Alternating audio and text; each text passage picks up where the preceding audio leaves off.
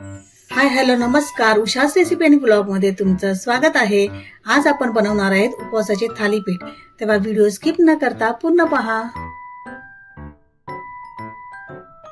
राजगिऱ्याचे पीठ, वरीच्या तांदळाचे पीठ, साबुदाण्याचे पीठ, उकडलेला बटाटा, शेंगदाणे आणि मिरची यांचा कूट करून घेतलेला, जाडसर असं वाटून घेतलेलं, चवीनुसार मीठ। आता हे सर्व मिश्रण आपण एकदम व्यवस्थित कुस्करून एक जीव करून घेणार आहोत। बटाटा एकदम मॅश करून घ्यायचा आहे, उकडलेला असल्यामुळे तो पटकन मॅश होऊन जातो। तर हे बघा, अशा पद्धतीने पहिला बटाटा छान व्यवस्थित मॅश करून घ्यायचा आहे आणि पूर्ण पिठाला सगळं मिश्रण एकजीव करून घ्यायचं आहे।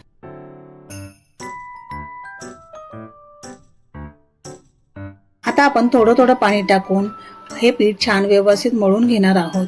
हे पीठ आपल्याला अगदी घट्ट नको आहे किंवा एकदमच पातळ नको आहे, थोडंसं सैलसरच पाहिजे आपल्याला, म्हणजे त्याचे थालीपीठ थापायला आपल्याला एकदम व्यवस्थित जमतील। तर तुम्ही बघू शकताय अशा पद्धतीचं हे पीठ झालेलं आहे। चिकटपणा असतो त्याला पिठाला ह्या, त्याच्यामुळे थालीपीठ पण थापायला व्यवस्थित जमतात। 10 मिनिटासाठी आपण हे पीठ असंच ठेवून देणार आहोत। 10 मिनिटं झालेली आहेत आणि तुम्ही बघू शकता छान असं पीठ आपलं फुगलेलं पण आहे। आता आपण याचे थालीपीठ करायला घेऊया। थालीपीठ करण्यासाठी मी इथे घेतला एक स्वच्छ कपडा, त्या कपड्याला मी ओलसर करून घेतलेला आहे।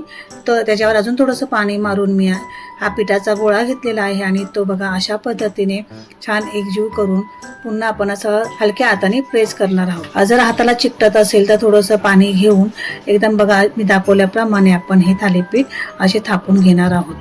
छान व्यवस्थित थालीपीठ जसं तुम्हाला पाहिजे, जाड किंवा एकदमच पातळ, तर तुम्हाला जशा हव्या त्या साईजने तुम्ही थापून ते थालीपीठ घेऊ शकता। तर इथे तुम्ही बघू शकताय खूप छान असे बोटं पण उमटलेले आहेत आणि इथे तवा देखील गरम झालेला आहे। आता आपण याच्यावर हे थालीपीठ जे थापलं होतं कपड्यासकट उचलणार आहोत। आता कपड्यासकट उचलल्यानंतर व्यवस्थित काळजी घ्यायची की ते तुटलं नाही पाहिजे। इथे तुम्ही पाहू शकता एकदम अलगद हाताने उचलून तव्यावर मी थापून घेतलं आणि अलगद कपडा काढून घेतला। आता कपडा काढल्याच्या नंतर आपण चारी बाजूने आपण तेल सोडून घेणार आहोत, म्हणजे ते थालीपीठ खाली चिकटणार नाही। आता तुम्ही बघू शकताय दुसरा थालीपीठ मी तयार करायला घेतलेला आहे।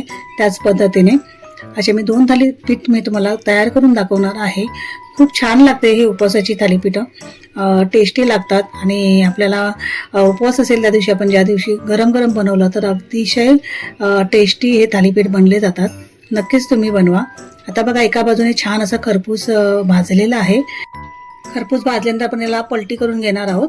दुसऱ्या बाजूने पण आपण सेम व्यवस्थित खरपूस असे भाजून घेणार आहोत। दुसरी बाजू पण पलटी केल्याच्या नंतर आपण तेल सोडणार आहोत, कारण तेल टाकल्यानंतर छान असे खरपूस भाजले जातात।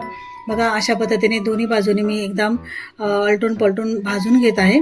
बघितलं किती छान कलर आलेला आहे आणि मस्त थालीपीठ आपलं हे भाजलं गेलेलं आहे। आता अशाच पद्धतीने तुम्ही भाजून घ्या आणि मस्त आस्वाद घ्या। मी प्लेटमध्ये काढून घेतलेलं आहे। त्याच पद्धतीने मी दुसरा पण आता तव्यावर टाकत आहे। मी आधी तेल सोडलं, त्याच्यानंतर पुन्हा मी थालीपीठ जो एका हातावर घेतला आणि उलटा करून अलगदपणाने कपडा तो बघा अशा पद्धतीने काढून घेतलं। जरा कपड्याला थालीपीठ चिकटत असेल तर वरून थोडंसं पाणी मारून तुम्ही ते काढू शकता।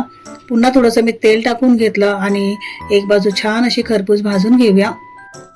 एक बाजू छान भाजल्यानंतर आपण इथे पलटी केलेला आहे आणि तुम्ही बघू शकताय छान असा कलर आलेला आहे मस्तपैकी। परत मी एकदा तेल सोडून घेतलं। आता दुसरी बाजू पण छान अशी आपण पर्यंत भाजून घेणार आहोत। तर तुम्ही बघू शकताय दोन्ही बाजू एकदम सुंदर अशा भाजून घेतलेल्या आहेत थालीपीठ। अगदी टेस्टी हे थालीपीठ होतात, एकदा जरूर करून बघा।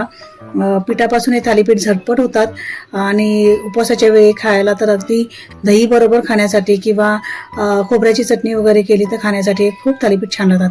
व्हिडिओ आवडला असेल तर नक्कीच लाईक, शेअर, सबस्क्राईब करायला विसरू नका।